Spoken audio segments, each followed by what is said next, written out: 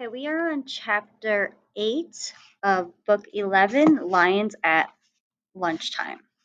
Chapter 8, Yum. The warrior stared back at Jack and Annie. We were helping one of your honey guides, said Annie. Remember the honey bird? That's what we're going to be making today. The warrior was still as a statue.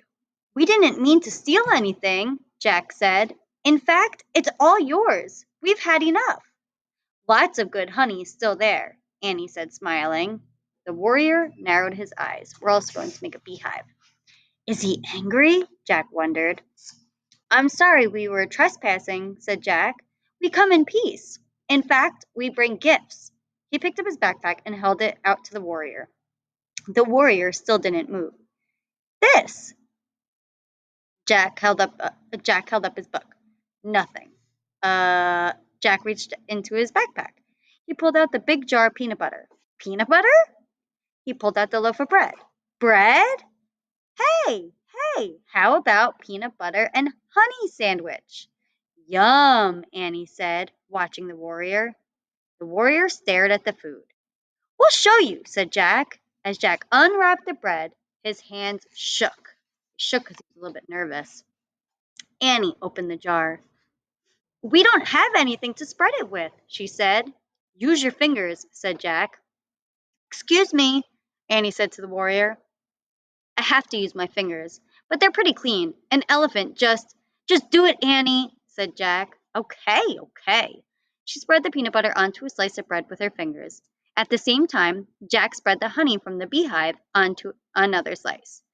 Jack and Annie put their pieces of bread together. Ta-da, said Annie, handing the sandwich to the warrior. The warrior took the sandwich, but he didn't eat it. He just looked at it. Let's make sandwiches for us too, Jack said, so he doesn't have to eat alone. They quickly made 2 more sandwiches. See, like this, said Annie. She bit into her sandwich. Yum. Jack took a bite too. He said. It was really good. Finally, the warrior bit into his sandwich. He chewed slowly. This is called a picnic, said Annie. They ate their sandwiches in silence. When they finished, Jack screwed the lid back on the peanut butter jar. Not bad, huh? He said. The warrior smiled. He had a kind, dignified smile. Jack and Annie smiled back at him. Then the warrior turned gracefully and vanished into the trees. Oh man, said Jack. Part of him wanted to follow the silent warrior through the shadowy forest. Ready? Annie asked softly. Jack nodded. Annie started to go. Wait, said Jack. He put away the peanut butter and bread. We're going back to the treehouse, right? We're not going to do anything silly, like rescue anything or chase birds, right?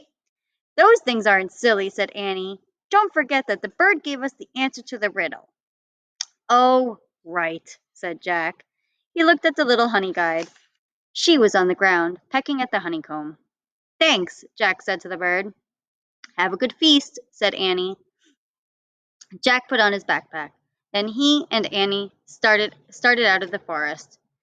When they passed the pond, they saw the elephant still splashing in the water. He lifted his trunk. He seemed to be waving at them. See ya, Annie shouted, waving back. They rounded the bend in the river. They started through the tall grass. As they walked back toward the treehouse, they saw the wild beast in the distance. There were still some crossing the river. They saw a family of zebras grazing together.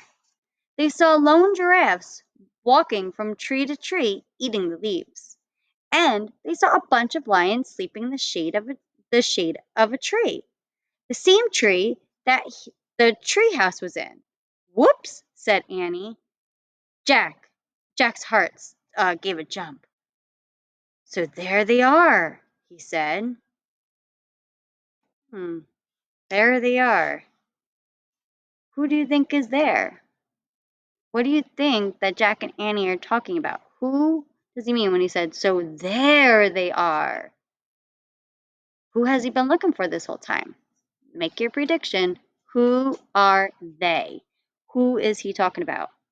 Who was behind the trees?